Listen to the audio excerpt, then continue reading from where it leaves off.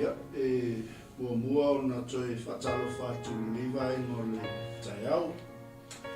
Lau sila mai moa ma lau whaafonga mai fo Samoa. Ia o le whaupouponga ne o tātou polo kalame pe ahawala au mai le atua. Ia, nei taiau. Leo o tātou mafuta whaatasi ma tātou malo whaawalungia pe o na iai. Ia o le sunga i le Evangelist. Ia. Ia Pesamino Toala. Ia mese foi o le tama whaau. Ia sunga i le whamai ia 𝚗𝗚𝗏𝗚𝗏𝗡𝗏𝗏. Ia i le nei taiau. Ia leo e whai ma whonga foi o nei polkalami.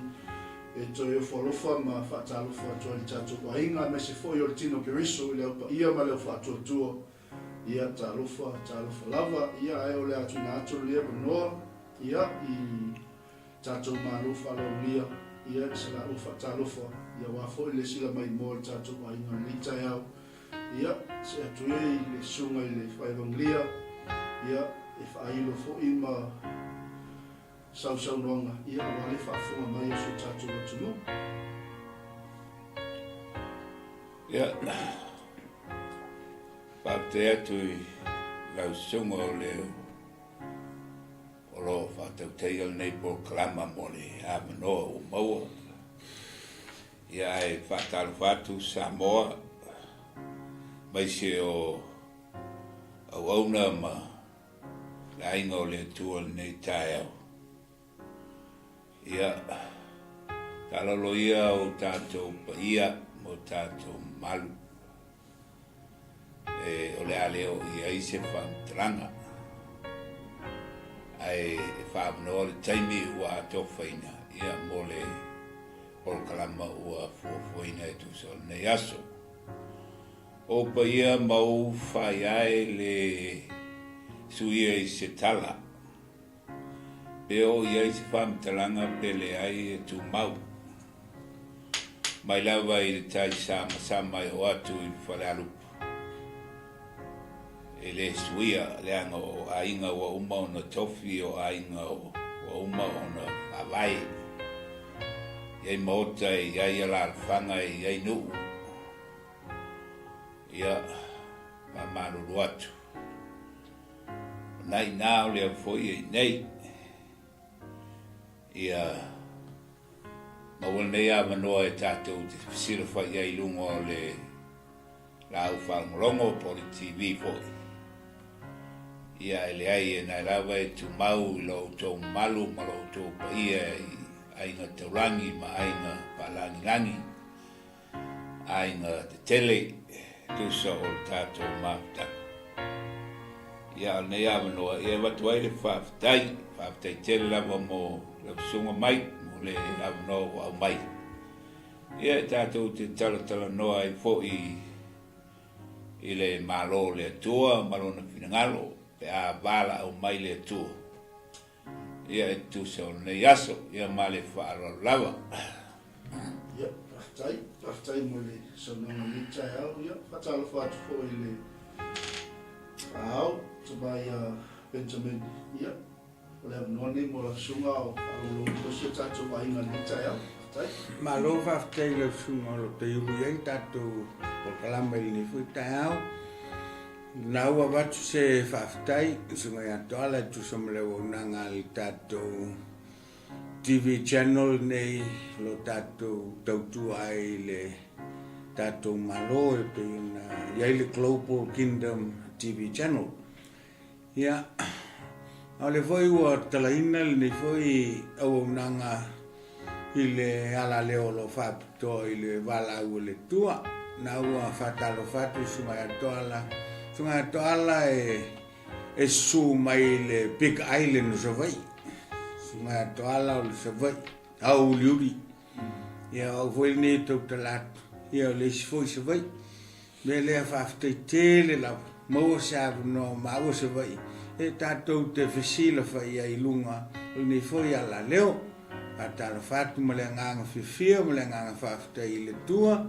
Ia de ua whape fui tū mua ai ua whapito ia se vai i tala e le ai whatalo whatu malanganga whiwhia sa moa lau whawhonganga i lita au te leo manatu foi na ia tele se taimi o nau whawhelo ia Toala ai lava se taimi o le sunga Toala e whasoa mai e foi e tusa o le nganga au tu o le porkalama whawhte tele leo sunga mai ia o si whapaya tusia e le ngata o le paia o sa moa poto whai anu whawhonga mai se o staff o le kirope ia e silifoi anu whawhte atu e wauna le tua o lo tāpua i mau wauna i lea whata ma lea whata na i o tātou matua ia mai ai tumutumu maunga se ia paia le pepe mea whatala whatu i soafo i su.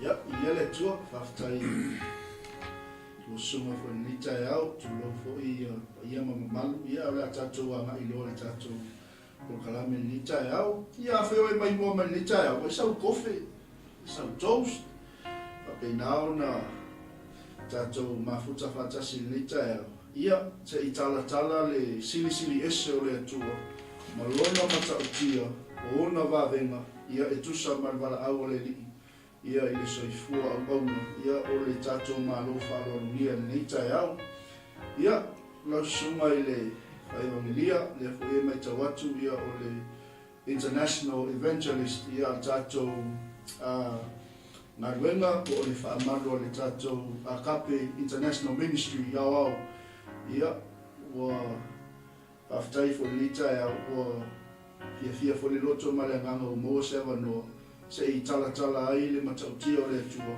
ia i le tino ke riso ma se i whaise muni mau e tusa ma le wala au le atua ia e peo na i tātou pokalame ni tai au peo na sila mai sa moa when God calls tala vou ia pe a wala au mai le atua o le asa u tali atu i le wala au o le atua ia lau sunga wha evangelia ni tai au ia i le au le watu pe ofisili ia ono le tātou pokalame pesa i ai lo loto ma lo finangalo le nei wala au tu sai fo i ma le ola tupuai ma le olanga sa iai ia ma le whaongaina fo i tono finangalo le tua o fea fo ina a mata ma iai ia se i tau fau se background ia aile yo o mai le nei ma mau e tusa ma le wala au le tua ma le ngā whaarua ia whaptai atu mo le whaafsili e na ua folatu e le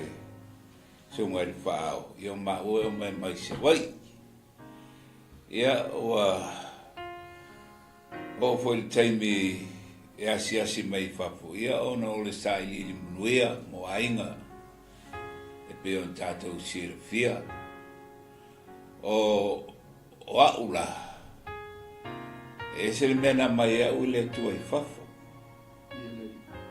e nā tō te 𝚟𝚑 au na whanau i se wai. E pauala lo u le awala se gale o Australia o New Zealand. Ai na ua bala au le tua. Na ave au i Amerika. O aula sai tonu o vai ngā au al malo. I lotu tasi tausanga. Ia e moi lau foi o le auto se le mai no foto ia e tele na i tinga ma papitaulina e peo inana na amata ia na o loa ia i le mafuanga wala ia na fasawa o le tua la bebea ma lewis ia o le lava e fai lava le wala sao mai ai ia walua i o lo tama o le e kopo i le mamona se tulou e no so i Amerika u expose o i le circle le charismatic circles e assemblies ma falongo lava i le feau ma le opo le tua e pela i nana mata o na tatala i le tua fa malama folha talia Yesu foi mali no faola aluai tupu mai o tino matulanga fa pena Sa o te talo e tu so lo tel tonunga sai ai le tali mai le tu. Ai na o te talo le swafo Yesu. Nasia si mai Yesu.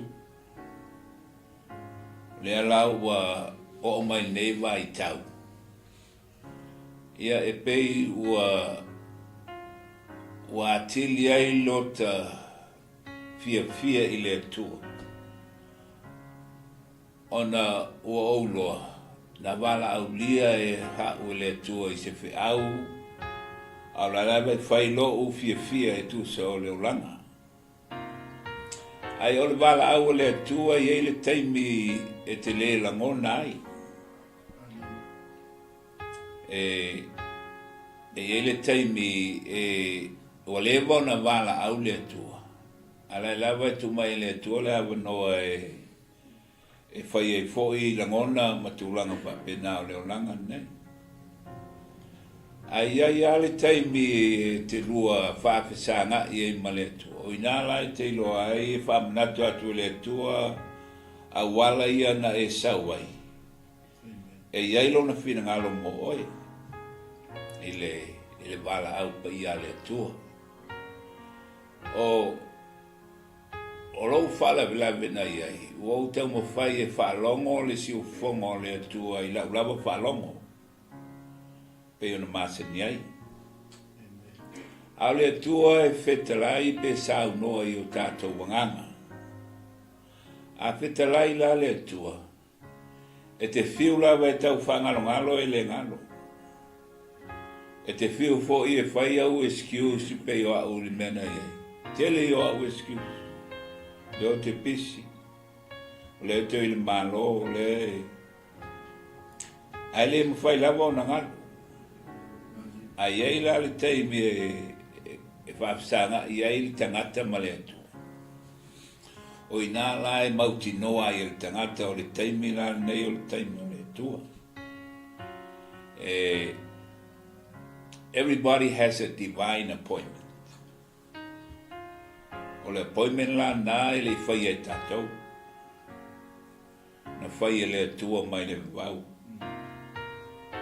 So si tangata so I fua la le laulangi nei. E iei la tau appointment. E asi mai ei le atua I ate. Ia le ala ua o mai nei vai tau. Ia ua whātau nuu wala au pa ia le atua. Ia ai matango pia foi le atua sa wale atua I lon taimi.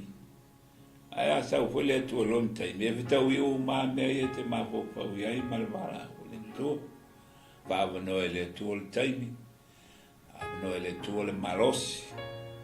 Whaavanoe foi le atua le te mao a inga e whai ai lana wala au pa ia.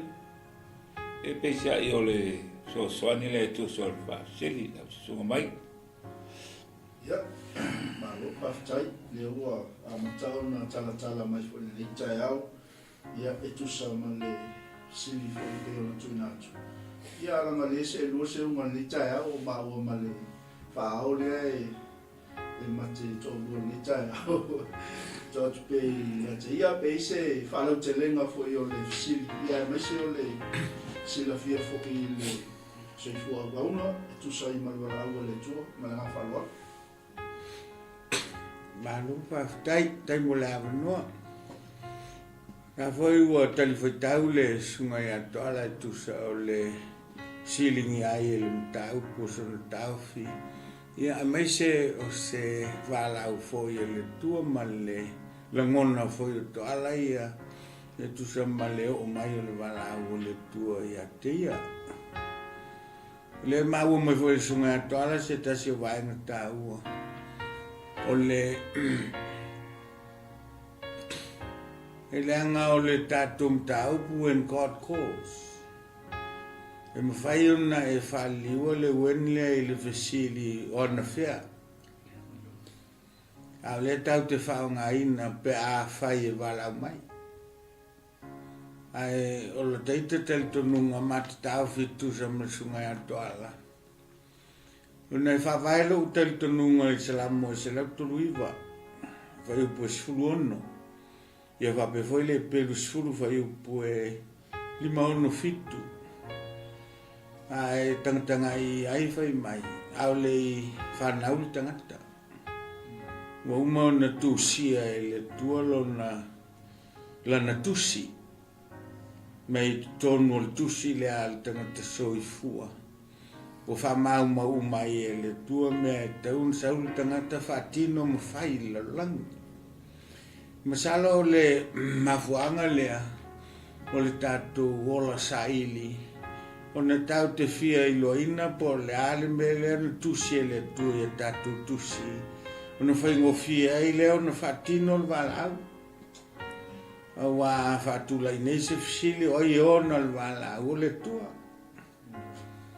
e whapewhea o na tātou mau o le walau mai loa le walau a le ntala no atu Toala taun tātou langona ina lo na leo a tātou langona lo na leo e ona saili lo le tātou po ata i ala e tatai tātou le alafua leo whatau to mai e le tua i na walau masao tai fōlinga o ni mga vai o lo tawhe a ngai tonu se waitele e taun tātou maua po le alo na whinangalo i le whaingo whiena le tau e Toala me na ui mai ai ia wai le whapea walau tātou e whai whiau ia na tango toa le tua si o e whai whiau i le karisia e taunga i ai whaingi sota tau te uia whai vanu tau te ai maunga ia toa tau nule i ai pe whai o Iosefa le walau e palmia e le whapea ngā besau le palmia ia na ui mai foi ala ia pe un tau e Toala o mele whaftai tele lava stai tala nala ngona una ia alo tau whinga e le tala noa mai le tua pe a tātou tau te tala so ma tele a tātou tala God will never speak if we speak He only speaks when we listen a maua la tātou le mea lofa leo le whalong. O na saolo leo Toala e fuafua la. I le langona o le tangata e tusa o le wala. Ai no nei vai tau. Mua whaintaan tātou langona le siufonga o le tua. Puna o tele ia lave lave. Ua pei o se vau filifili le. Soifuanga lo tātou iai. O e ala ia. E tauna e whaavano ina lutaimi. E te alu ese ai mai le ngau sao leo SS. Ai whaava no so taimi. Ma futa atua. A ori to e pisa. Ai whalongo se i tala noa mai e ala i whaalinga. O le ale mea lea mna o le tue whai.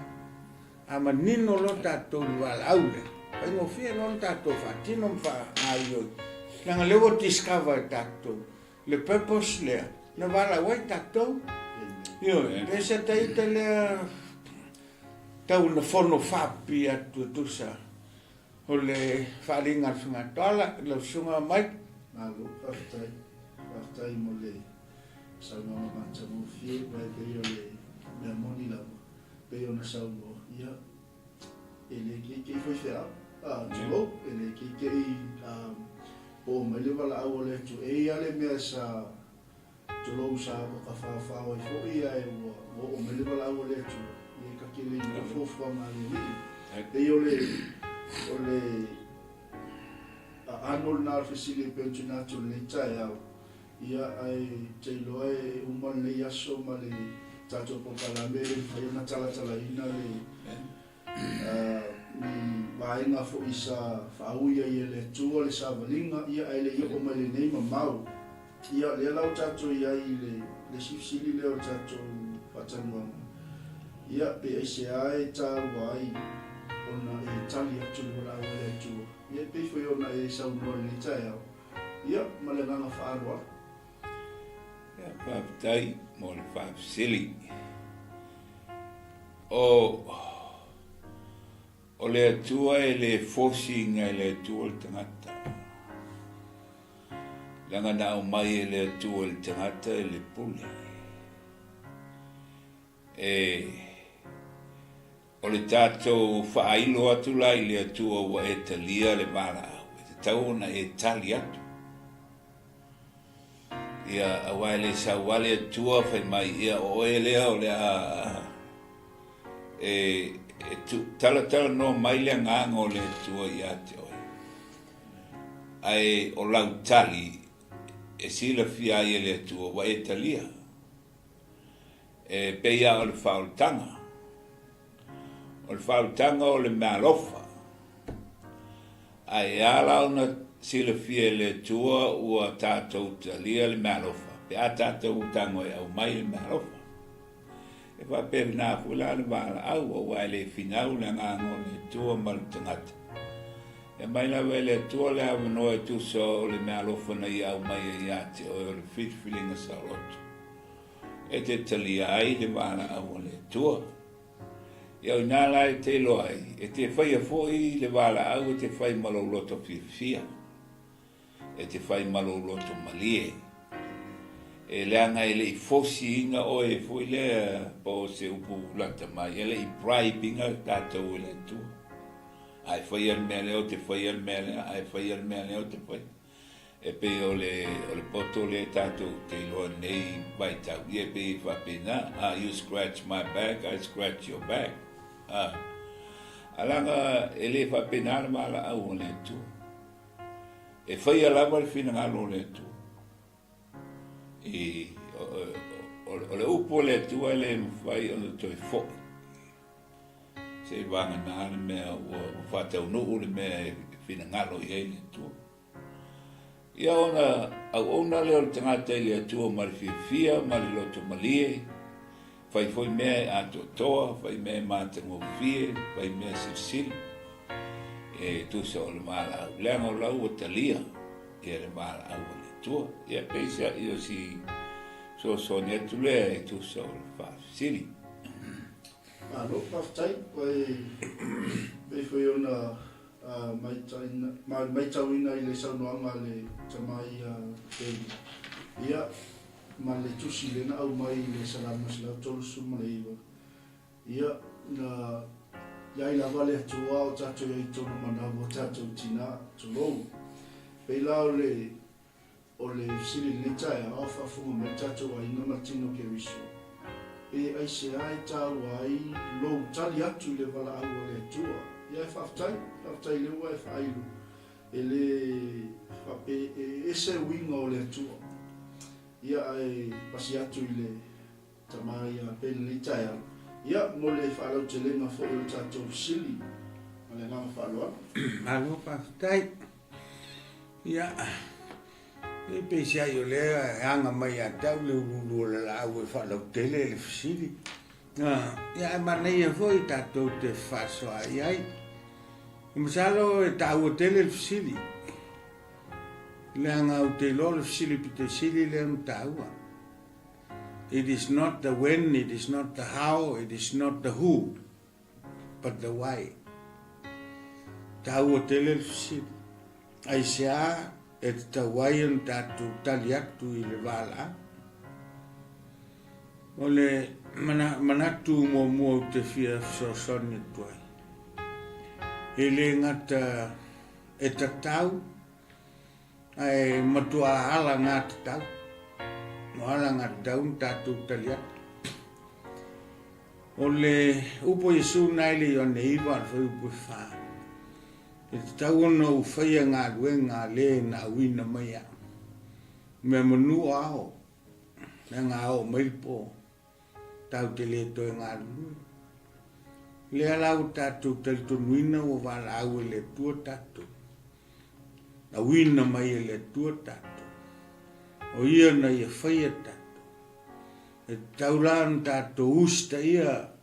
Pale ale me malele i aile le tua. Ua te tau maala ngā tau. Nā ngau tātou o mea na whaia e le tua le. E tawhulang tātou usta ia le tua le pā whai o walau mai. Ma ngā wai. E whatino le mele nā lai na uina mai tātou. Ina ia tātou ngalue ina lan walau. O au lai tali tonu ina e au le.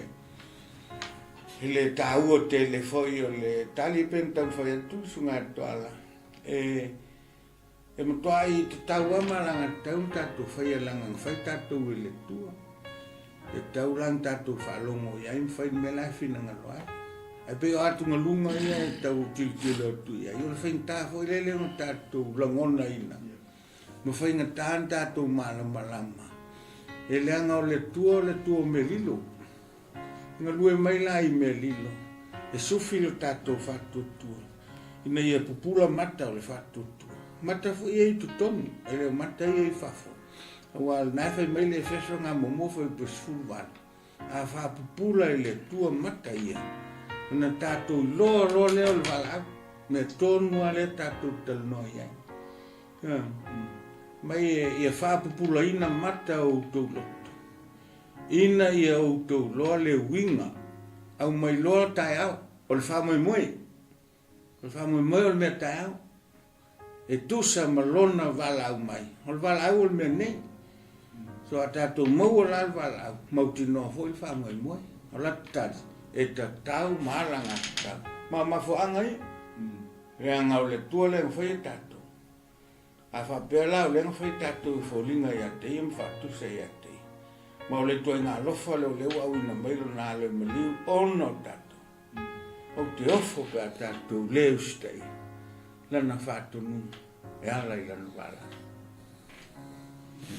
Malo. Ia tua tupela wanoa I le. Malo whakaronia ni tai au. Sine foi whalau teile e tātou sili au whafunga me foi tātou aina ni tai au. O le sile a salmanga le tamai a pen whaamau ni tai au. Ile o lea lava la e tusi a ele atu o tātou tusi. Amen. Salo e iai foi seisi me I lunga atu o le nei wala au I a whaalau te lenga fo I o le ngaluea ina o le wala au. Ma le ngā whaalua.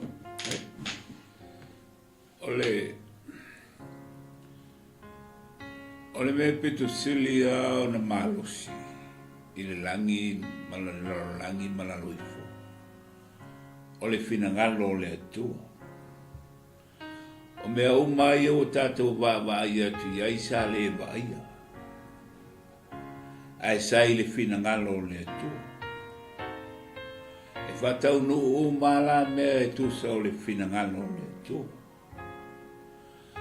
O le talala o tusipa ia. E iei le mafuanga na whai ei tātou e le atua. E leo tātou foi nei o ni eskengi. Po se afterthought. Whapeo umana whai le atua mea tāua o na whapeo le atua e le mea stamai mea le wangalo. Le ai a o le I whausia ina le atua le amatanga ma walewa o na iei tātou I fōfuanga le atua. O le talala le tusipa ia. Na whai tātou e le atua I lona whatusa. O le tala manino. E ere mafuanga. E le anga o le atua e le confused. E le whioso se whai fo ia na mea. E amata mai lava I le amatanga e sa wai lava lana. E tātou te whana nau mai lai tusa o le mau leana mau atu. Wa umona tusia o tātou wola I le tua. Mai le amatanga e o I le ngātaanga. E iei la isi la sanga o le mala au lea tātou te le io o atu iai. E le angai tala maalie mai lava I le tua lona finangalo. I le tangata. E le umai I le taime tasi. E tala mai. Pe ia o le angiangi foi le sei tu lo. E tango e mai le angiangi. E tango le pio te tasi. Ia o le tele ala o pio foi o le angiangi. O le malosi foi na o monongi. O le angiangi. E tei whapenala le wala au o le tua. O le tele lava o whale tonu ma o tātou vai nga e ave ese le tua. O le manongi foi na o le tua tātou te lata iai. E whapenala le wala au o le tua. E o le wala au lai le whape tasi altai me whai ai. Ile taltononga. The call of God is progressive. E ele amatanga ele anga tatou e ele amatanga e ngata. Aule tu ele aiso na amatanga ele foi so na ngata. Wa umona sile fiele tua le sila sanga tai au ale tatou te le o atu yai. Ai tono no na lo futu no. Ele anga ele mafai e tatou ona mala malama I tūlanga ia. E awa wai te tasi mai ai le mala au le tu ele aso ma le aso. Ele ai avala au ele atu o tangata. E ai le mafu anga walai ona mala au ele atu. A le taunu unga, e whaia le whina ngano le atu. O le malosi a sili ala lea lea, o le whina ngano lea le atu. Ai pe ona mau atu le sunga I fuma. O le whaingata, lea ngō le whina ngalo e tātou te le vaia. O le the will of God, we don't see the will of God. E leo se mea vaia. O le mea nā lai le loto, lai le mato kami. Ai whawhiona tātou loa le whina ngalo le atua. Ona o mea e whai le atua. O mea uma e whai le atua e whātatau e whātau nuu ai lona whina ngalo lea, le vaia. Ina ia tātou malama o le mea la le whina ngalo I ai le atua. Ia, e ei mafuanga nā laina whai momoa le atua le langi ma le larolangi. E pe on tātou. Ia, o le tiu te lau tangata. E alu e su e pe aisia. Awa e pe ona whai atu. O le atua le aise me ta o se, te awo so fua whai le mea le aise mafuanga. Mea umana te whaia e ei lona whinangaro. E te tau ona whatau nu. Ia aluala au le atua e le tasi e alualu I luma. Se ilonga lava e o le aso e fio mai ai e su. Ia o inala e muta ai le wala au. Ai e mai pwela le atua le miti e ngalu e eina I tātou le wala au. Le na mawatu le mai ngalu lue manu o au. Rona winga o whali miti le atua rona winga ele tai me pō ai. Whai mai le a o le pō e te le mawhai o na toi ngalue. E leo whatau te le la le whetalai ngā lea I te taimi. Pe o le tae au, ma le uli, ma le fiafi, ua uma le au, a sau le pō, lea I o. Whatau I le mawhai, ua au mai. Nona winga ngalue manu o e mawhai. Awa ere taimi e te le mawhai ai. E lea la ua a mai le tua le wha mawhai, ma le roa, yala ia o onga, ma la au mawhoi e mai se o le pokalama nei o Kingdom TV.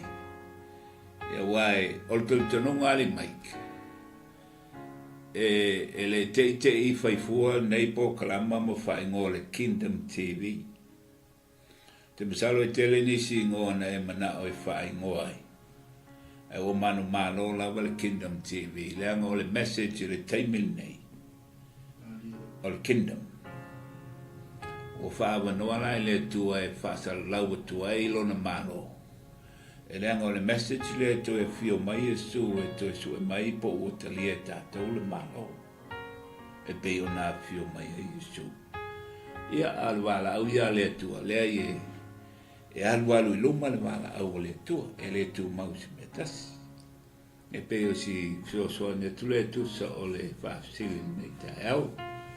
Aftai la suma ia salo sa staimi ia o se atu foile ile suma ile fo mai ia ese I fa o matu pe afsili Ia. Tu sai mal au le tua ile nei wala au mau e manue ai ma fa la tele ile manu le tua ia ole tu sa foi male tali atu ma tu ra I tali wala o le tua pesa ia ni lui tau ai pesa le afo I ni mana tunatunga na ia te oi ai te le tuga I mai e tali le wala au e te tunga peo na I whaaso ni aso ia ke le ase mea sa whaui ma whaasawali mai le tuolo so I fua au pauna ia ai pesa ia I fo ni masau salonga pe te tali le wala au ma le ngang wharo tai e tele masau salonga na ia te sa o whaangalo fo I le wala au mai le tu. E leanga e tele nai tuatuangia fo I na ia te au e tu so lea wai taini. Na wala au mai le tu. Ai pitai e pe una whai atu. A wala au le tu ia te oe. E le mwhaina e moe. E le mwhai fo ina e focus ina meanga te mana o e whai. E te alo lua e te ia o to e whaamanatu mai le tua le mea lena whai mai. Ia wālua I. E pēo na whai atu. Ia e le whinau le tangata ma le mala au le tua. E pei e malolo te langona I le mea le whai mai le tua. O le mea na whamautinoa I le wala au le tua. Mai le tua. O le awanoa. O le awanoa la e leo se whai tutoa. O le whamalama. Whamalama e tango na te talato e te puni. Wai mai. Ai le te lia le wala au. E ei nei si tangata le. E mwhai na whai. E whamanatu mai le tua le tāua tele. Awa o ai e whai le loto pe ana whiwhili le tua e whaungalis. Ia o whai atu I le tua I o le awhai o lo whinangalo. Al nā vai taimi. Ia pe on tātou sila whia. Te msalo le iase si o tātou I le into tuangia. E le fwai si o tātou I le aini mea na plan. Ai saule tua fesu ia I atoa le. Ia, sa le make sense. Le mala au. Ai pitai na uanga lua I le mala au le atua. O le pitale ngā le atua. I never make sense. Mai le atua, I don't appeal to your senses. I appeal to your spirit. Lango sense o tātou e suisuia. E sui la mona. Sui fia, sui le manao. Iai pele manao fo ia. Ia. Ia la wau ma lei vai tai. E whapte ia I la I le tua ono sai fo I le whapale valea se I tulau. Ma le mana tunatu. Ia ai o le mele ta o le alofu noa. Ua whao ngai le atua lo tātou vai ma lo tātou leilo se mea. Ia wa o le malo le se mea le titi. E te le malo le tua. Ia wa vei tātou e whao ngai le atua e whanau tele lo le malo. Ia o le soso ni atu lea I lau sunga e to so le pa sili. Whaftai sei mai al sau loanga le sunga fo mai I wa fo I le soso ni no tātou pokalame ni tai ia ona toi whauma tu leo le simbanga o tātou sili lawa lea. Ia le ona tu atu toi ina. Sei tala pea le wala aunga wa lea e tau te ngā lua I tātou whaamanu le eina. Ia e tusa ma le wala au le tua ma le tau whinga fo I e pei ona iai, ma le ngang wharoa. Maro whaftai. E o whiawhia I lea no mai kua moa. E mai se ei o se awa no leo sa wa I e whai e tuangia la tala. Ma ne tele al tātou mtau pu whaftai fo e sunga I atoala o ngā le whasoa manino to e malamalama I whina ngalo le tua. Ia tātou upu fo ia whasa moe ui a ona ai lililo whaivofiti a sina ale ngalu. E mo ia o le fina ngalo le tua o mea lilo. Ai e ia wala le tua o saunia. Ina ima whai ai o na tātou excess ina ia i loa lo na fina ngalo lilo. Le la sa o le saunua ngā toala. I le fina ngalo le tua. Mai o le tua. E le au maia se mea na tau mwhai leo le tua. E nana. E le nana e le tua se mea tatou. E msalo le ubuta le whea ngai. O le e teu. E teu e le tua se i tāli taimi. E whatino ai le mea tusa malona fina ngalo. Alela au mai le tua e tatou lan tuspa ia. O no i e whai loa mai ai tatou lan fina ngalo. Le ala taua foi leo a onga tuspa ia. O na wawanoa i e mwhai ai na whamarama mai lan fina ngalo. Ina ia whao sofia le tangata malona loto e nau e whaitau. Le ngā whaitau. Ia o le tuspa ia o le upu. A o le upu o Yesu. A o Yesu o lona fina ngalo. A malama na tangata i le upu. Whai ngofia lone. A lala iei manaisi vaenga na taipe o le tatalo. E le na o le whaitau. A o le tatalo. E lala leo nau whai e tua i le lave ma le ngao sale iei nei. Tau ana whaatanga so teimi e whaase e tua ngalu. Alu ese mai le vese. Alu ese mai le tele o tangata ma leo lo whalave lave ia. Langa tele la ngona ai le feta lai mai o le. But find yourself a quiet place. Tele me distract el tatu whalongo tatu le la ngona. Maora singa teimi tatalo ma singa teimi mafuta lilo ai ate. Na funa te au mai alisi e wala o le anapongi ma le whalaina. Tui nā tua i le tua. Mea ia e tau te manu na wai. Ina ia whaelo mai. E ai ia vaenga whaintālu tuspa. Ia wa i le iopu ngai skulua whai pu fitua ngai lalo. O nai pe falling mai ngai whai mai le tua.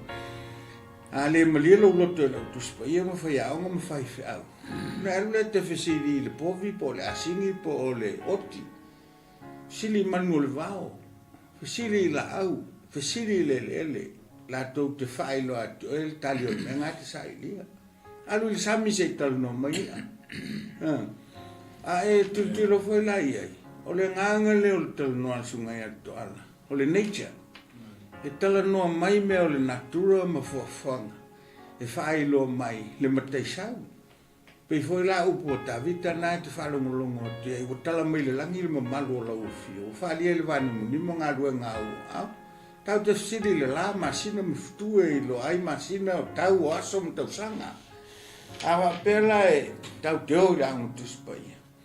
Whalau tele mai e whaiau. Toanga tato talo msa ili ala ila nupo. E le pine a o mai, le wharinga. E le pine a asia si mai le ona le wala. Ma mere tau te whaftai a ile tua. E vaenga le no, e whamtalanga toala i le lofa tūnoa. Stasi leo vaenga o te whafta i le tua. Ai nā stala pūpūranga o le tātou teimi o ngā whoi titilo atu. Ia, koe titi tāle teimi whatūranga. O le lofa tūnoa. A tātou o i le whori mai. Pe ta oto o tātou ngase ngase. E le mawhaina saule fo mai vai atu ale whawhonganga o seu puto i ate au, sa momalo pai. E le mawhaina saule fo mai, wa ai le fula lei lo te tinu. O na tipi mata leo taita. O na winga so o lan whale mai. O ta whalua i mata au au e ea. O le ti ngā o le tipi mata o le. E ai al tui whangase. E whangase mua pe whamoe mua. Nga tipi leo lo tangase, ngase po le ale fula. Ina ia aua nei o talangona. I leo tiltilo la i le tua. pe ana fai ai lei se alofa tunu o le ilo la le meo tatou ia ia wa fo ia ma ia le fula le sala a fai na tu le sala a fai la nga fai nga tatou fa umalo ai lei se alofa tunu ia o tu sala ma nga se le fa e fa mai ia mele te fa ia no le ma wa tu sunga ala le la vele e mawhai o na tala noa mai le tu. E whai loa mai ai ta tōla na wahana. Al whawe la o sai lingo le malo le tu. Ngai le matai ono tōtō. Seek ye first the kingdom of God. Wha popolo le upu ngai whai maki. And his righteousness. Whai loa ta tōla me tō. When we do the right thing, lata mai loa. Le alofa tūna, e whamalu e whai mau whiuwhi. I whawhita auli o lo whea ngai mi tātou, tusa malanga wala. Ia si ata toi soso atu rea mai, whamalu moli. Aftai, ai rei toi se atu i le sunga i atu ala ma le nganga whaala. Sei, kino le sata ua whai to ala le vaenga leo le si le mō le tangata au mai e le tuala na wala au. A mese o se swinga, o se whaalinga. Ia o le silila le ta folea i le tō ngāru e ai ma le tō whinga ma le wala au. Pe sa tōina foi e le tō e lau sunga e mese foi o le komiti wha foi se file muia te o tō e tusa ma le tō whinga o tōina i le sunga i atu ala. Se toi whanau te le mai rau siri whamolo le mai. Ono le saunoanga sunga i atu ala e so se mea o mai e le atua e le file mutamata. E sa ili ma natu ma mawhawhawho e tuso se moe mitinga po se wala aunga. Ia ao le siria o na anga tono atu le tatou whaamalolo tō ngā lua e fo. Ia mai pe o le whaifoiona whaasao mai. Pea whapea le tō whingai mai le komiti po le tatou whaamalo. Ia i le whetuna inga i o tōuma le sunga i atu ala i tō whinga. Pesa whaingo fie i atu o tō, pesa tō sa ili fo i le li. Po le tangata sao lea e tusa ma le wala aunga po le tō whinga. Oi, marowa tai. O te loa o le walau o le tua le ntali e tui toala. O le walau o le tua ia i a toala. Pei foi a walau mai le tua i a tau e sera no walau i a tui. O le tala la le sunga i a toala i le taita whalongo pe a whai saola o maua. E whalawe lawe ale walau le a le tua i a teia. Ia mai o te whaluaina le saunanga le a toala. A walau le tua i a teita. Whalawe lawe. E whalawe lawe. Me voi le lai un tātou. A whapea na e se whataita inga po le 5 i le 1 tausanga fitu pe wat. Na ta miti ai pe whaali mai le tua i a teita ise mea. Ai o mai ai lo te matua pa wa luas furu tolus furu tausa. E leo alu e se almele. Lo na winga ngai whalawe lawe walau.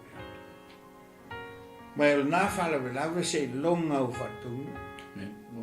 E te tau na whai. Na ngau lea e whalawe lawe. Pe walau lea le tua e atoala. Pe fo wa uia. Ngai mea na whalawe lawe me walau lea e tea. Ai no le fsile o le tula mai pe whaanganga mai lunga i le mātou komiti whafoe o saule. Ona pe sa whalawe lawe le tua i a mātou. Ia o lo iai me o whawai tu mau e karisia. O lo iai foi i o whawai tau, whawai pui ai whawai tu mau. Ngo inga ese constitution. Ese bylaws. Na bylaws ia pui a constitution. O inala, o lo fai ma whatonton fulau. pe fasinoala ia I matou ia wala e fai ai na matou ilo ina ia tusi tausaga e tuina mai tonu o laulau afono o le komiti o tusi taufiga ona matou tuitui lolole I le tausaga pe wa ia mea la mai le tausaga ona talanoa lea o le fono lea e ai foi la fesili le komiti ina ia fia mau se whamauninga e fai ana whamaunia a mea la e whamaunia ngā luenga nesa hui mai e sunga e Toala whamaunia ia o lona taltununga o lona whatutuanga ma ana ngā luenga na whai ma lona sao tono ngā luenga po wanga waala e whai ai o ia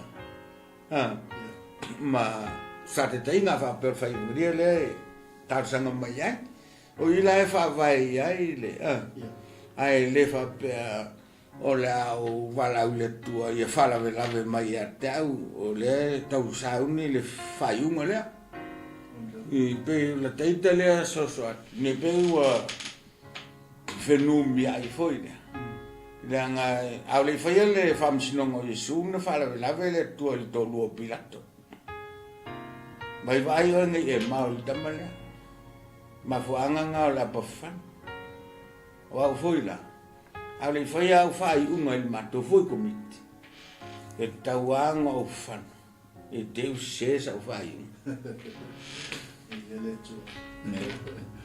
Maro paftai le ua famali inga foi sili ni vai ma le so ia le atu na tu le no ia Toala ia se fa uma tu le manga tato sili le ina ua e tu la I mai lola wa tali atu le wala au le tu sa le to fina fo I e me ai le ase la mona no o ia te oi mai le tele o te iona ta ua tutunia o mea sa tau whaalawe I lau whiliwhilinga e no wai tukai mai e tali le wala auma le wa e ngalua I le taimili nei o le ase la mona na o ia te lea taimi e anase o le taimi ua o iai e tusama le wala aua le tu ale hangwhalo tai mole sili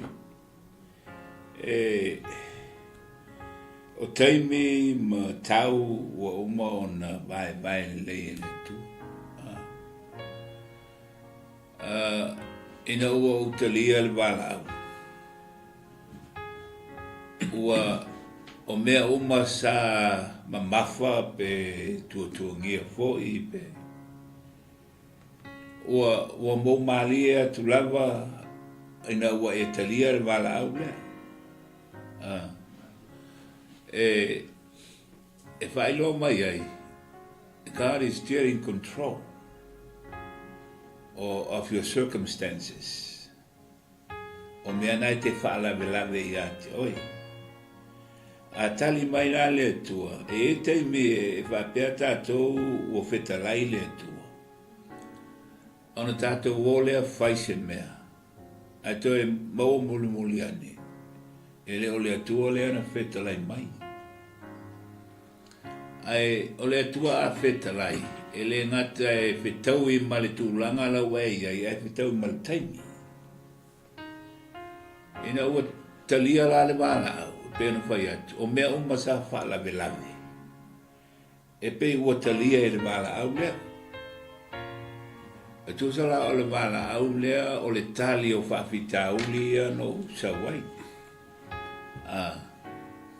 E pe o ina ua whio mai Jesu. E whai atu Jesu I mau oa. Zau le mau oa, whai a Jesu, whawhiala na o sao le mano. Le tausi le tula whonga, mai le aina o tausi au le titi. Ia, o nai whaui atu whapena, wai se le fia Jesu. Le loto le mau oa. I toi whai atu lo Jesu, alwe fua ia o mea mai mati. Ia e watu, e le fitaui. Ma le mawhau. Ia o le tala le tūspa ia. Ia na whano noa. Nā alwese malona whano noa. Ere. Ai, anatalia le mau oa. Le tala lea Jesu. E nā te iloa I nā e te le malo le atua lola na o. E leo tau whai Iesu e whai atu whai lea mai au mea e wao ia e ona mea. E tau whai Iesu e whai iloa le mau o lea. E tasi lava le tali o Roma nao, o le malo le atua. E le lua.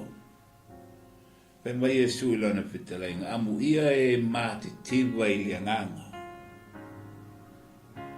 E le whai mai la Iesu I langa o lau lotu e mari ai lau mativa. E le o lau ngā luenga. E le o au tupe. E le o sau tūranga foi lea e le lalulangi mai. E pe o sa ili au to te. E le o lau whātua tua foi. Le tali. O le tali o le mativa o lau nganga. O le malo le tua. A e maua la le malo lea. E tali malava mea e te mativa ai. Mea ia na e mamafa I a te oi. E mau e oe le file mu I le malo lea. E mau e oe le tamao a inga I le malo lea. E mau e oe le ola maloloina I le malo lea. E mau e oe le whaia ea I le malo lea. Mau foi oe le poto. O ala mea uma ia e te matiwa ai. E te maua pe ai, maua le malo lea. E peise ai la o le taliatu na. Ina ua utalia le vana au. E pe ua tuatu se mafa. E pe ua whatau nu leisi la sanga o le vana au. Ua tali mai le atua. Ia o le taimina lea e. Ia lea la ia I nei mai taimina nei. Ia lea ua mai nei tō watunu malosi o Aotearoa. Ona o le wala au, whaftai e fuila e le sunga I fomai ma le CEO, mai se o lau whai ngā ruenga I Bristene ma pule aunga I Neitu. Ona o le wala au atu. Ia ele o se masaninga matulanga whapena e pe on tātou manatu ai te alote. Ale ai o le taimi o le tua. E wha maualunga ina la wala le malo le tua. Ia wā tātou walu ai lawa ia e toi supply mai lawa tātou le tua mea uma tātou tātou maluai ma. A vezi foi le pole ma le whapea e le lawa le whasoa ma e le ai e te le lawa le tamau aingo le tua. Ia peisa I o so sonia tulana I le whafsiri o sunga mai. Malo, whaftai. Ia. Sunga pa. Malo whaftai rui molsi. O te iloa e marmarama le sa moa I le matele lea sa I sa fotu. Sa whainta na fuli. Ai lua ana I a vai nga fulia. Nga o le pusi ama le whee. Nā la iai le pese tu mau o le tātou. O le whesi. Tamu whai atu pese vai. A tonu e whesoasani I tau fulfulinga o le tātou maa. O lo tau fuli nei. O na o le whesili po ani la ngona. Ina ua whaia ea foi nei tō whinga. O le sosoni atu e sao ia le sunga ia Toala. Ai e se au tamai whapoponga le titi. Ua mamai le venga. E o le venga sa mama a o tau si. O mama la le venga si. A o ino mau. Ngona le o le mafa. E mwhailano whape atu nei tuas. E whatau sao, whatau se. O nga iai tatu sao e fo tatu paletoni. Nana o whaupopo atu il tali Toala. E moni Toala. Aia tu atu se venga tala. Ia lea la si se venga popo. Awa o le mele sa o taua i lesia tapo kalama.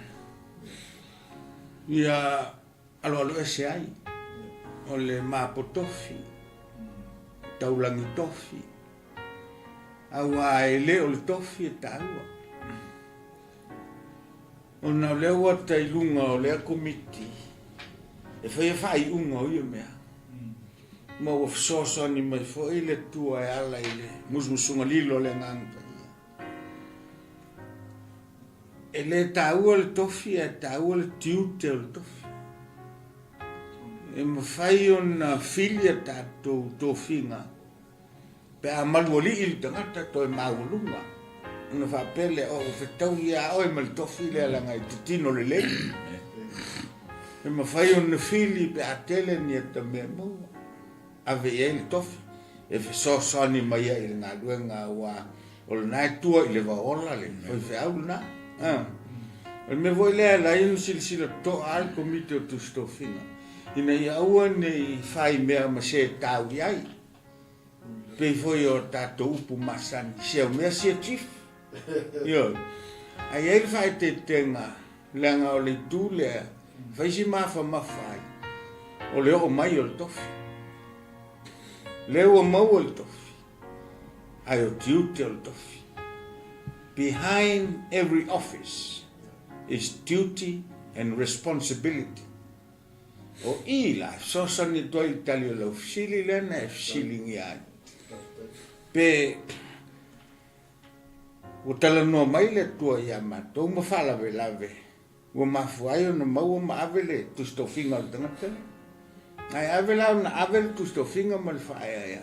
O na leo mai tau e le komiti. Le ai, e le na o le tofi le ai, ma mapo ma, ai o le e loa e le tangata le, na whamau e lalo.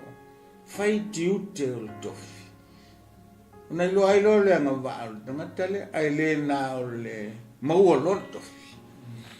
Ia, tu lo ma le to whao sala. Leo, pe tau fesosani la i le, e moni la i sunga toana. Pe ua mama la tau benga. A leo te to e whapeat. Mama i na o tuu le venga popo. Ai, o le la tu atu le venga popo. Ala si la se venga talo. O le malu ina o le tofi ma le pui puinga o le tofi. Whailau tusi. O tua o le whailau tusi. O whaila mau popo. O le tau walaunga. O li poti o me ese. O tiute la le tofi e malu e tofi. Ia, pe atu leo ngasia whao poponga. E whalau tele atili ai.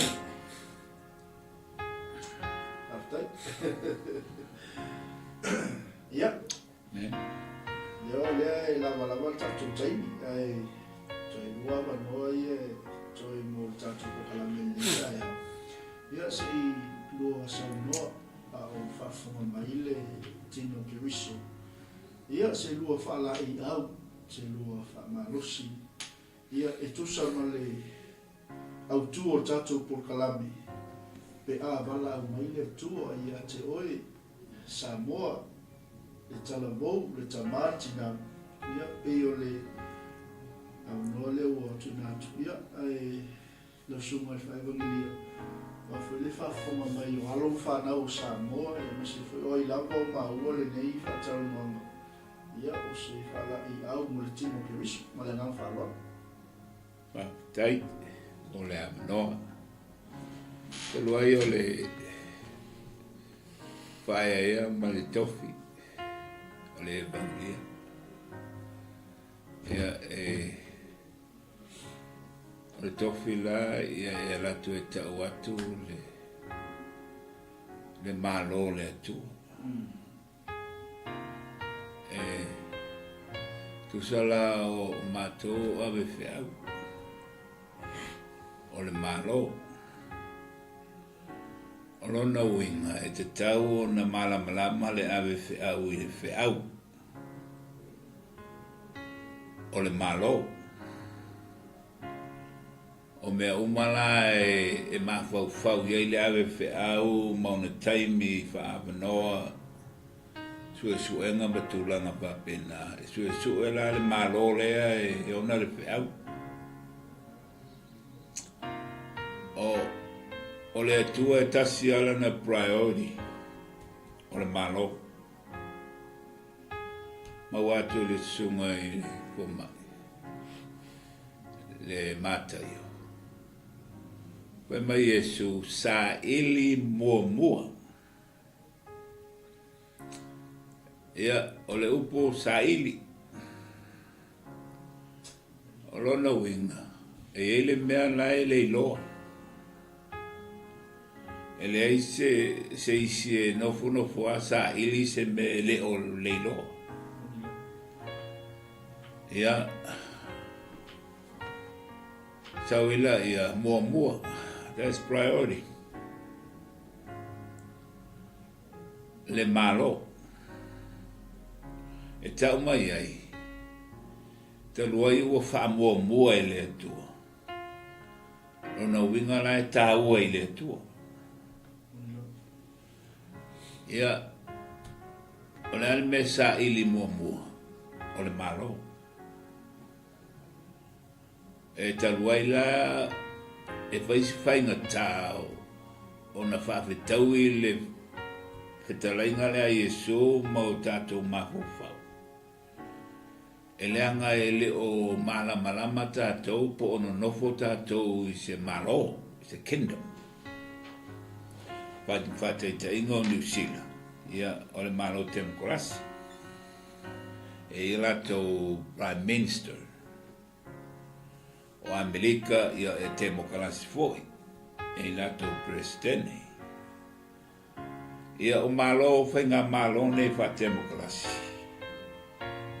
Ia e maurunga a ia tangata. E au ia solo le palota. Ia to tele ai palota ia o ia vai malo. Tofi a uma fo ia tau sanga e te nofu ai. Io nai te fo ia le mea nei suma iai. E sui ia. Io to telefo io vaenga e te fia iai, ma fia ia te. Io le telefo ina o palota. E to sala pe te leanga va. E te malo. Ia ona condition ai leo tātou mawhau. Ai o le whainga leo le malo. Ai peitai, o le malo le tua e leo se 𝚘𝚘𝚗𝚗𝚑. E le ai ni palota i le malo. E le ai fwingi me ka uongi term limit e le malo. E le whapea umau tau sanga i te tupoina e anwesela ia ratu le se tupo.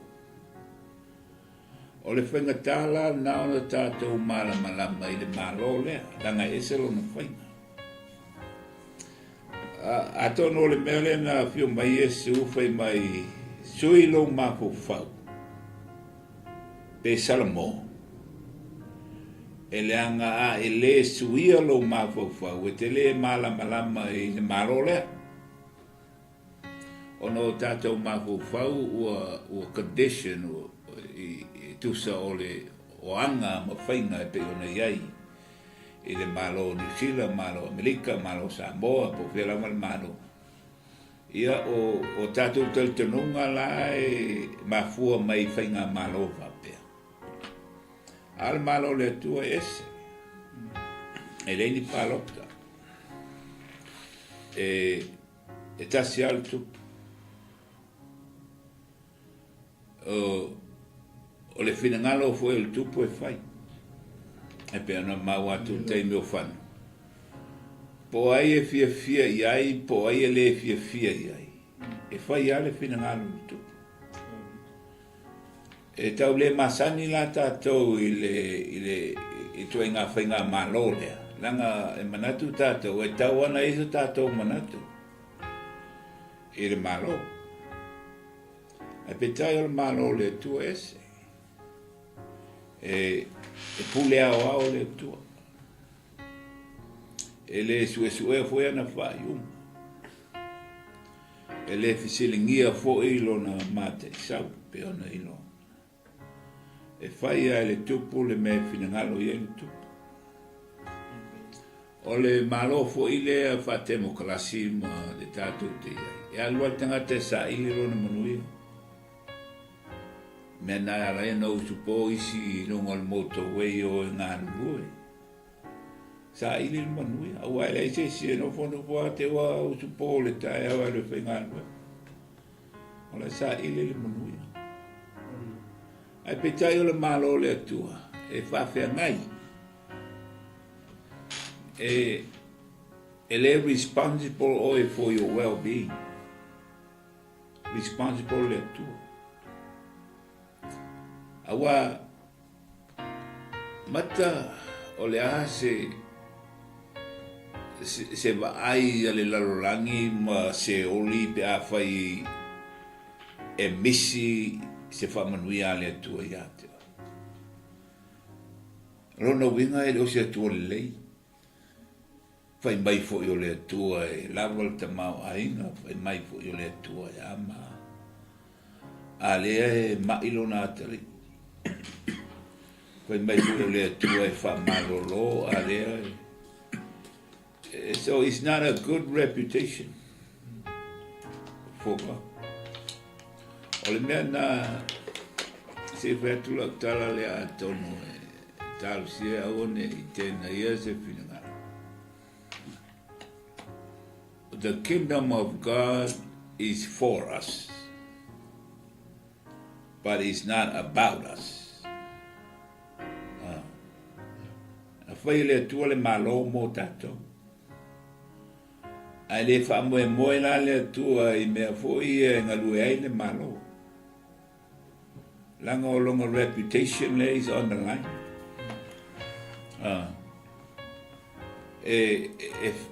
Fia la le tua e whai mea le lei le tua I lana whanau. E lea ngai tau le lei ai le tua. E pe ona whete lai le tua I tono lana fionga. For my name's sake, I will do this. E lea ngā whamoe mai le tua e tau. E ele tei me moe ai tau. E fwoi tei me pisi ai tau. E ranga kau whale priority e ta ua le malo pe o le tua. Au le tua, his priority is kingdom. Everything hinges on kingdom. O lo wola malo lo ina. O le tamau ainga. O lo sio manga. O le file mo. Le malosi. O tupe te maua. O mea te tau mawha I le aso, ma le aso pena whai mai e su, au e te pole mea, e te au. E sa wale aso ia, mauna mea ai wo mauna atofa. Ia whaptai le wha mauni o le atua e leo fia ISIS. Awa ana whina ngā le atua e au nei toi fua mai le apu ma le moli ma. Ia, e tate le fia e le ita mea mawhai. E pei se I lau I loa I ai le wala au. Ia tāla I le malo. A mau e tangata le malo lea. E loa e tangata lona ia. E te tono le malo. Awa ole, the kingdom of God is not a religion. It's a government. Just like any other government, it has a constitution. The constitution la ole fionga le tu. La ta uma mai a me la mana ole tu e foi tonu lona malo. A te luai pe ona foi atu te me vano. Ta te le lo atu le fina no le tu. Se vanga na u foi. Ole me na tu si al constitution. Ni ta lo ai ole fina no le ole tu. Le tono lana fionga. E o tiu te la tau. E tau atu le finangalo le o le tu. O le finangalo la o le tu. O le malo. Le whapte atu e. Hoa I lau sunga. E lango le tu e le se meta o se skengi. E te masalo e te le nisi ngoa na e mafau fau fu I wha ingoa ai. Wha mana I ai wha folo. o lo ofisa ma fa e moai moli mutulanga fa pena ia o man malo lava le musumsunga le ngango le tu the Kingdom TV al mera e fa te tu i tele lo sumo ona wa fa no foi wa e la mona le musu le tu ia e le fai fu le tu se me a tono le tau sanga ia ua onu ato e oel nei tu le poloka ma tu langa fa pena pena foi lango le finangalo le tu e lua lulu ia ua mata tu i le tu ia telefoi ni nganga e ato no ele mausa no e o ai lotu ia ai mola no e o miele remote ma faolo TV ia mata mai foi po kalama ma tu langa fa pena ia e ngā lulu e tātou malava mole le tua. O le alawa le mea o tu le tua i loloto, le afoi le mea o tu le tua i loloto, wa pena afoi le. Ia tu whaatasi, ia o mau le vi ingo le tua. E pesia i o manatu mau lunga na, le alawa le awa no e mau. Aua ne ngalo le maro le tua. Tu o tātou Whaia ea mau tātou suafua se i tulau. E iau tei me whai mea whapena. A o le mea mua lava. I a alu le wheau lea. O le malo le tua e sili lona tāua. Ia o la uso sonia tūna e tu sa hoi o le whak sili. Nei tu la le aso whak tai. Ia ele i tu na tuleu no i le sumai iwa e male asu. Ia o le ua lawe la vea mai e male misiona le tato o na le saulanga le Evangelist. Ia o le 𝚟𝚒𝚙𝚢𝚅.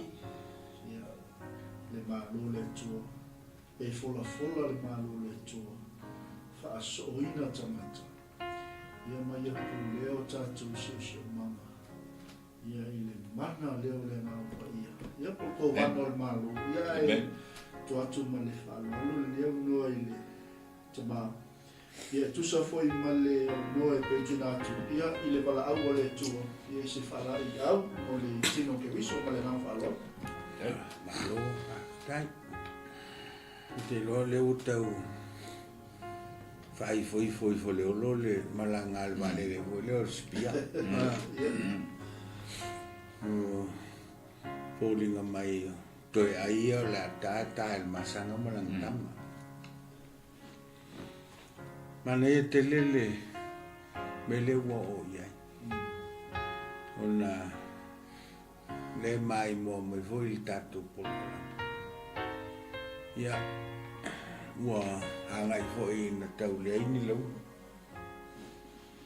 O fa solo me foi le mutu to sanga. Ai o mo ngā lofa. Tā lofa e le tūpulanga le whai mai. O nā le tele o suinga. O tau tilo atu iai.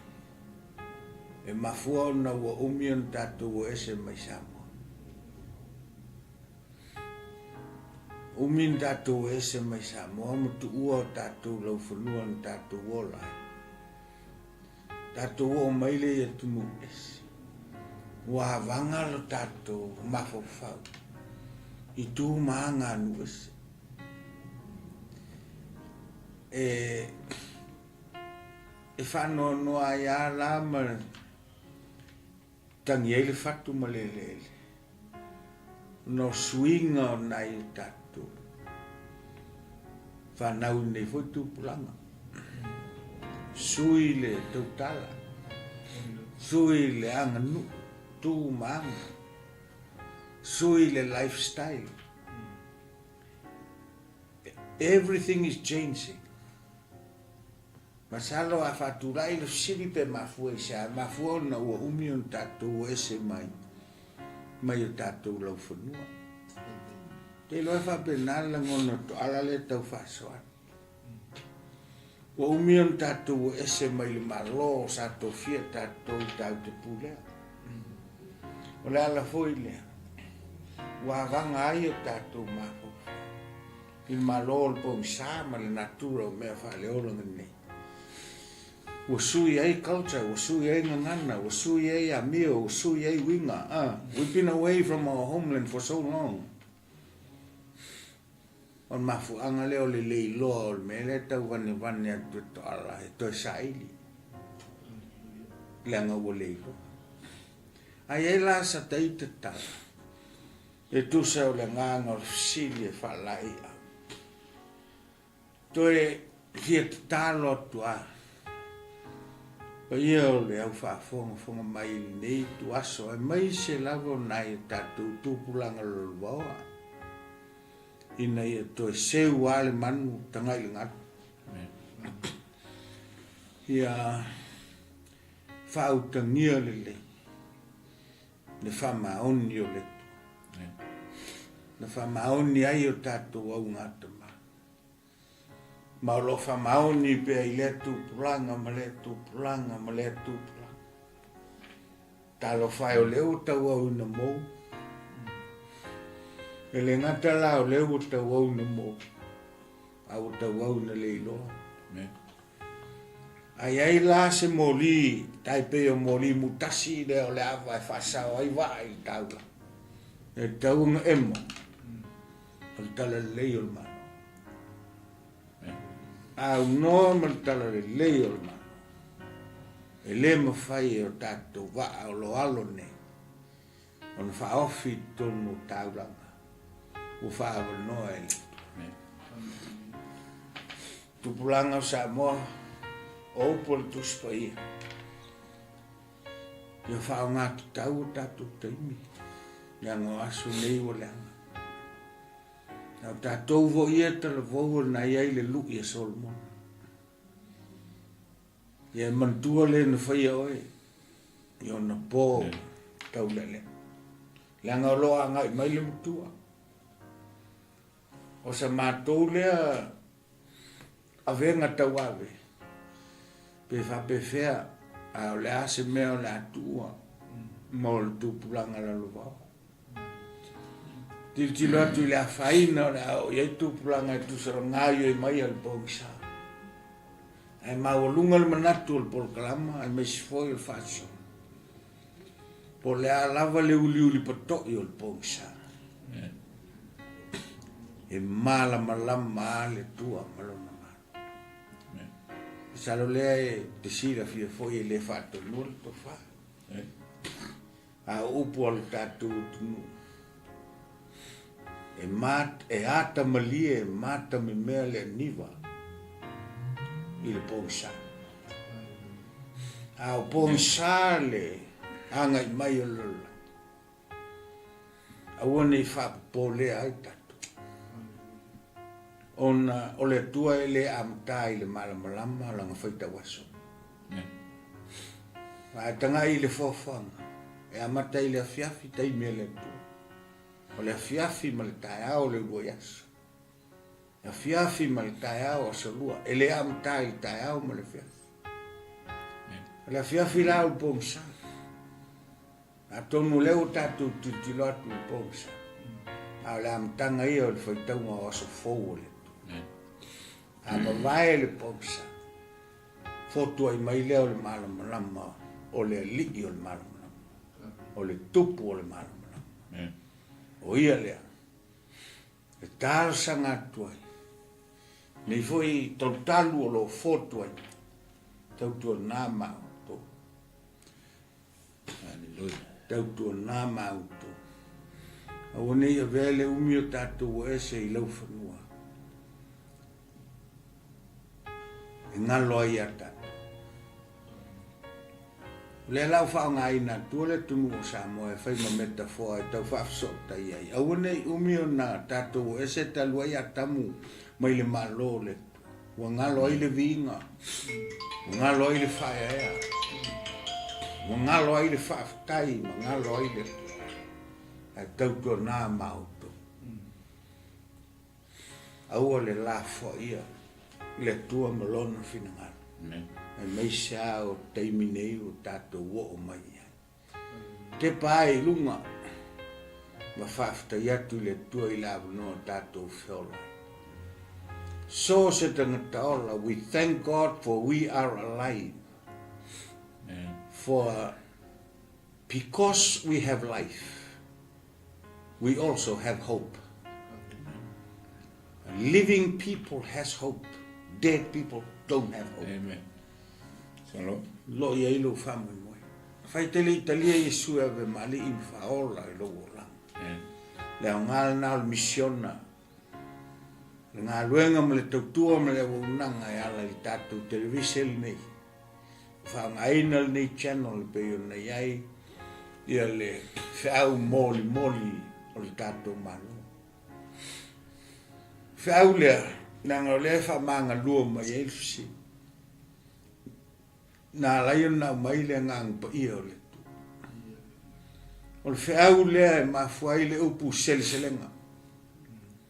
Selselenga ele fai estangata. Ele o se mea se apostolo po se angelu. Selselenga o le mea o le tofalea sa fatu mai le talingolingoa o le ai se mea ma le pomisa. Ai na whafotu e ala I Yesu. O le mafuanga leo la wina mai o Yesu le ele o le misiona. Na wina mai foi ma le mauti noa e le tua. E ma liu lo na tali I le ele o le misiona. Ma lona ma liu le. O mafu ai on tatu ai le selselenga le. E fe mai la Yesu ina uadu. O mai. O la uadu. Ala au mai le wha mawhai e wha aua wai le selselenga. E ala I le ngang pa ia o le. A wha fonga la tatu. E maua e o tau le mana pe a whioifo le ngang pa ia I lunga I ante o tau. Nwhai leo tau mamoli mau I ante au. Ama tatu Jerusalema, Iuteia, Samaria, se ia o I turu ingolo. Te le la le ele o le mission. I le I tai kawaina I tatu. Pau te lol mafuanga le sa tuli mai le sunga ia mai ke langa ofisili le uso ofisili ngi ai Yesu. O ftala Yesu e o mai le aso le to ele mai lungo le sima o mai Yesu. Ele to ia le ma I lungo le sima. Ofisili lo le uso pe o a fe ia mea. Lua le al fai longo lo to e fi mai. Tolu o a fea e o mai ei le ngataanga. O nai tali el mateo lu sufal fe po e sufal nai ai. E le o mai le ngataanga. Se ia tala ina le tala le lei o le malo. Leo se lo. E leo se lo. You're not dealing with religious here. This is not a system of religion. God has no intention for any religion. The mindset of God is a kingdom-minded. E leo se lotu. Hallelujah. O le malo. Tala I natu tala lei. O le malo. Se ia so ai le atu lau uma.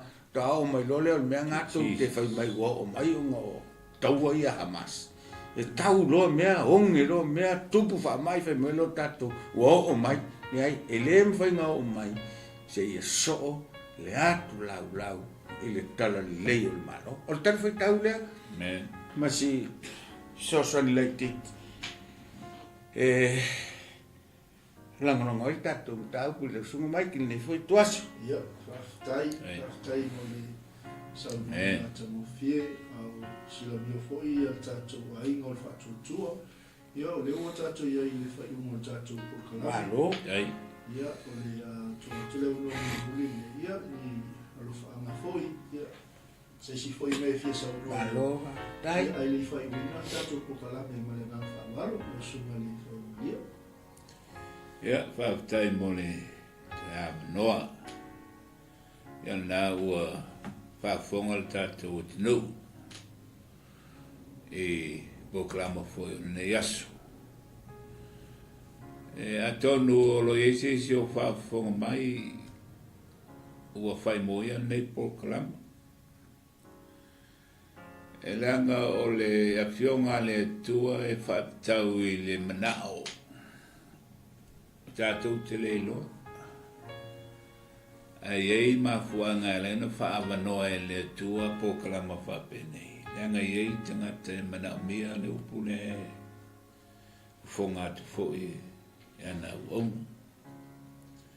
E pau o le whautuanga, aua e te whatuai. E leanga e le atonu e nei te iwa le to e maua le avanoa. O le tua fōi e whamauni. God is a just God. E le whaamasino ina fōi o e le tua i se me te le iloa. O le mele tu wawanoa i le tua i tangata uma. Ina whai se whaamaumaunga fōi le i le langi o le aso na asiasi mai e le tua i a te oe. Ai te whiriwhiri e le ai. A tonu la o nei awanoa. Moso sesi o lo whalong mai. Alo fetala i atu le anganga pa ia le ana talanoa atu ai le sunga i fō mai.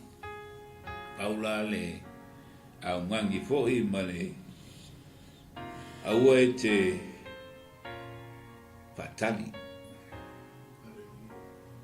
Ina nei te ua misi le avanoa. Ia ona maka le o e le show up le nei aso. Ai whaafitai mo le whaavanoina o lo taimi. Kal tonu e tele ni au whiau na fua mo nei aso. Ia au e whaavanoa o no ua mafutatu le anganga o le tua. Ia manuia le aso. Manuia fo i le ole i lo tamaha. O ia na te whaatotoina lo marala. Ia malo fia i loa ne mea lai fina ngalo le tu e pai a nei aso. Pamnia tele le tua isi o tātou o tino. I tu asina sina foi i whata whai taulanga i fia. Ia o nāu manino atu. Sa ili mua le malo le tua. Malana me o tono. Ia ona whao popo mai le o isi mea e tele mo i tātou. Ia manu ia foi laso lau sunga mai whaapatai tele mo le amanoa. Manu ia le tua hoi to i nei ia man mātou sa walwen mai. Ia ona le swafu i su. Amen. Ia, nau sauna atu le sunga le Evangelist i a Toala. Matusoi se nganga whaapatai ma se nganga whaamalo. Ia e le ngata lau sunga maiki. O lo te iulu ia ili ni foi por kalama ma le ala leo le tātou television nei.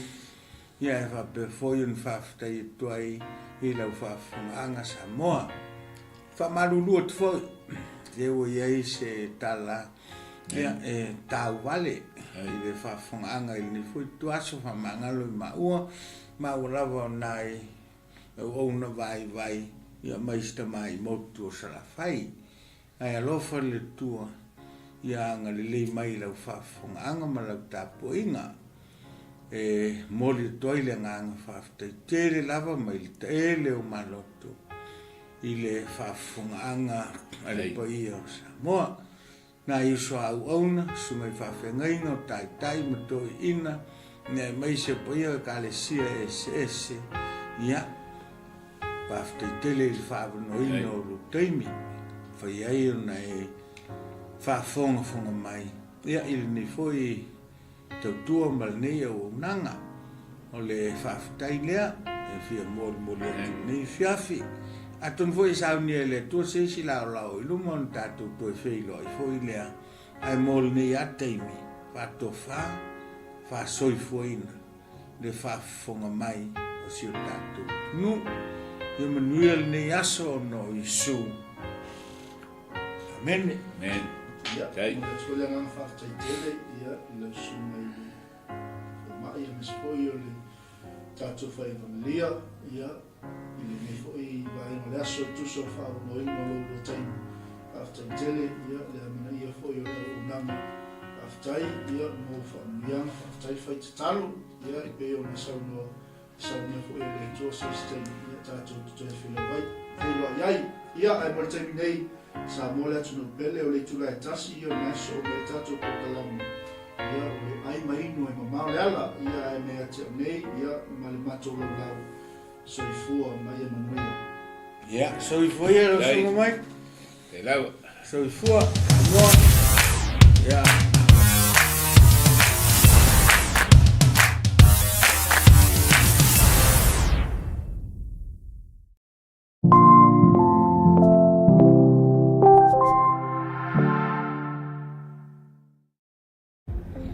To all our friends in New Zealand, Australia, and the islands, I have good news for you. 𝚗𝗟𝗏𝗚𝗏 Tours is open in your region, headed by 𝚘𝗏𝗏 Williams.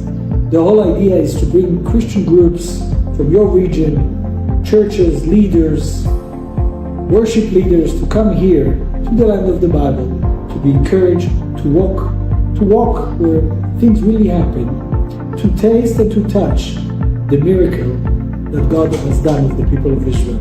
I want to encourage you to be in touch with 𝚗𝗟𝗏 Tours so they can organize your next tour to the land of the Bible. And I hope, like we say in Hebrew, בשנה הבאה בירושלים. See you next year in Jerusalem.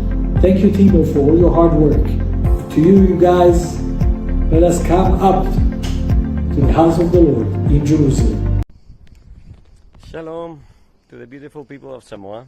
My name is David 𝚗𝗚𝗏𝗚𝗏𝗏𝗏, and I'm a tour guide here in Israel. I'm in the Valley of Jezreel right now on Mount Carmel. And it's been a pleasure working several times already with Brother Timo. And I look forward to work again with him and the beautiful groups that he brings. Really nice people that are a blessing to us, to this country.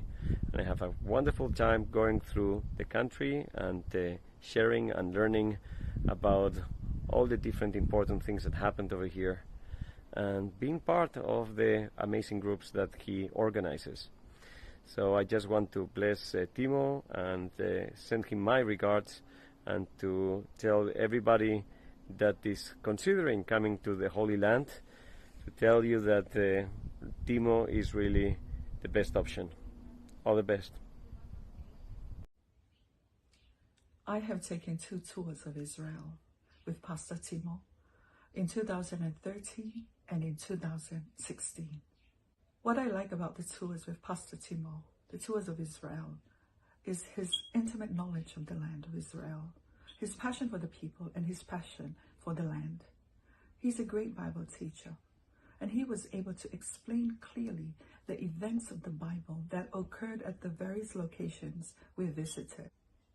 One of my favorite memorable experience of Israel was in Jerusalem, walking up the hill, Via Dolorosa Street, and imagining Jesus carrying the cross up the hill to be crucified. We were so emotional that day. It's beautiful. It was beautiful to experience Jerusalem that way.